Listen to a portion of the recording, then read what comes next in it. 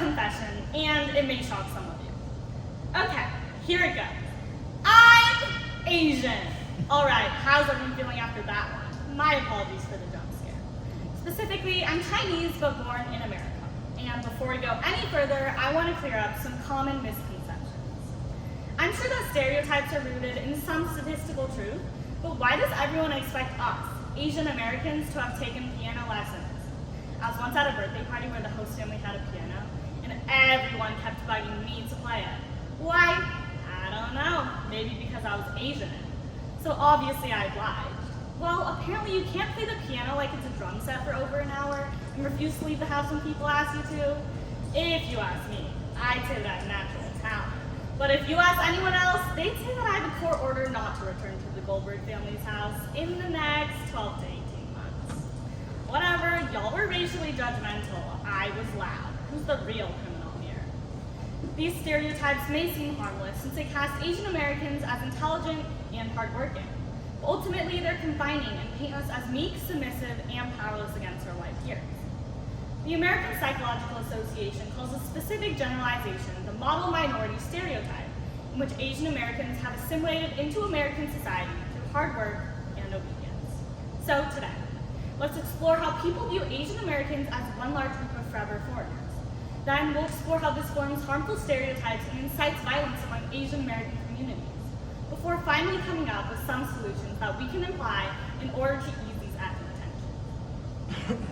So far, I've used the term Asian American, and while it is the correct descriptor, it highlights our tendency to group Asians in one large category. We don't want to take the time to learn about all 48 countries, 2,300 languages, and 4.64 billion individuals in Asia. So it's simpler to lump them all into one image, one identity, and one word, Asian. But our word economy has tainted our perceptions. With over 20 million Asians here in America, we are reduced to one glance. TEDxYouth, assistant professor of clinical anesthesia, writes about her experiences with stereotyping. She says that these scenarios illustrate the need to address all biases towards Asian Americans as one homogenous group of foreigners. But grouping us all as one type of Asian sets the stage for stereotyping and discrimination. And even when I'm asked about my identity, the intent is usually misguided. Being Asian in America means you've probably played the "where are you from" game at some point in your life. If you're wondering, it goes something like this. Where are you from? Arizona. Okay, but where are you really from? And then I explained the night of my conception. Named Sophia, 1, annoying kid in my English class, 0. Unfortunately, this problematic game uncovers the second cause of Asian stereotypes. We are seen as forever foreigners. Time magazine explains that the basis of anti-Asian racism is that Asians belong in Asia, no matter how many generations we have actually lived here or what we have done to prove our belonging. This allows Asians to be blamed as a perpetual scapegoat for foreign problems because, as Time magazine concludes, blaming Asians is a simpler answer. The model minority stereotype may be seen as a positive and uplifting way to be described.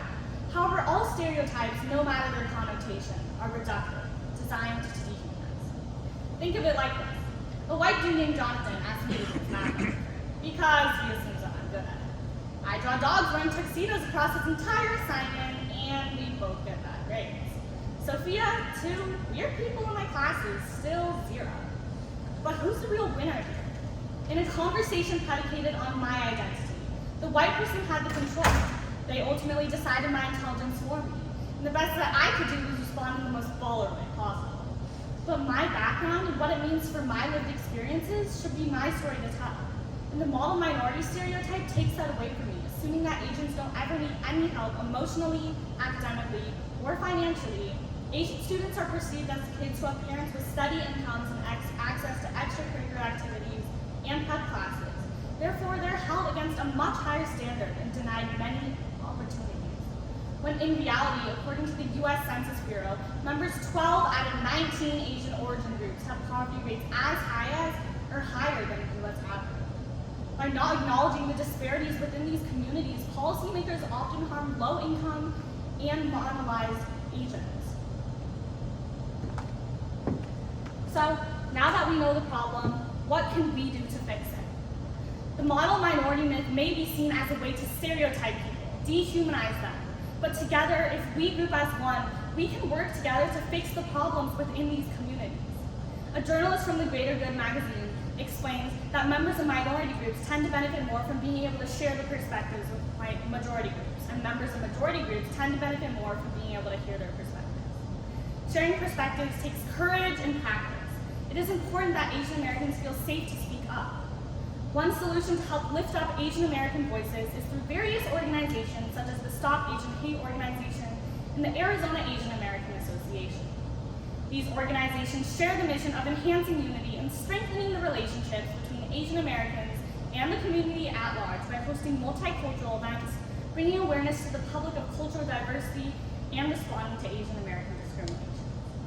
If we want to raise awareness about Asian American stereotypes, we need the whole community's engagement.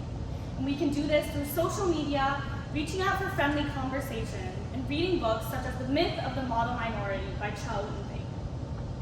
Art is another great medium to share perspectives about certain beliefs.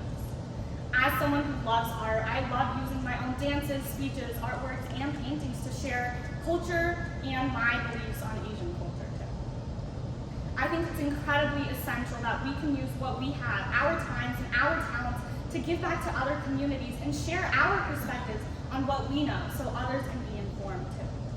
As an ambassador for Free Arts of Arizona, I've been able to use my platform, my time, and my talents to give back to children who may not have the resources while also using my culture to spread awareness. Through listening, understanding, sharing, and storytelling, we are able to build empathy and create stronger relationships with those around us. My second solution is to become more active socially and politically. As someone who is very engaged in public service and volunteering, I've been able to gain so many opportunities to not only interact, but also engage with various communities and people of all backgrounds. As a vice president of outreach for my nonprofit, iReach, we were initially created to mainly benefit Asian American communities during the pandemic. Through our tutoring and summer camps that were offered for free to students all over Arizona, we were able to help them get through the learning gaps. But as our nonprofit has continued to grow, as vice president of outreach, I have made it my goal to increase the diversity so more people can benefit from our time and our talents. Also, the Greater Good magazine confirms the importance of political involvement by saying more diverse cities with more Asian Americans in positions of power were more likely to associate Asian Americans with being American. It's so sad to think that people feel okay hurting people who look like me, people who look like my parents just because they think that we're weak. Now more than ever, due to the COVID-19 pandemic, people see Asian Americans as a target. My parents moved from China to America in their early 20s with nothing but one suitcase and $100 in their pocket. My mother told me the story about knocking on more than 20 professors' doors in the graduate school building, asking one by one if any of them had a job to offer them. After getting rejected more than 20 times, my mother finally got her first job to help pay off her rent. My mother is the most hardworking person I know, and with dignity and determination, she proved herself in her career as an so heartbreaking to think that people feel okay hurting people who look like me, people who look like my parents, because they already think that we're weak. Together with awareness, we can raise awareness about what we can do and how others can help. Asian Americans should be given more opportunities to prove what they can accomplish and the power they hold. When we uphold the model minority stereotype, we do more than stereotype a group of people. We target, belittle, dehumanize, and completely invalidate the humanity of Asian Americans. And it is not even just about Asian Americans, but it is about equality for any race, any ethnicity, any gender. If we can look forward to seeing Asian Americans as a complex, more than a monolith, we can extend this to seeing all groups of people as independent from the stereotypes that often follow them. A crucial skill in understanding different groups of people is to focus on individual characteristics rather than group identity. If we can work together as a whole to view Asian Americans as individuals, and more importantly as humans, we can move together into the future.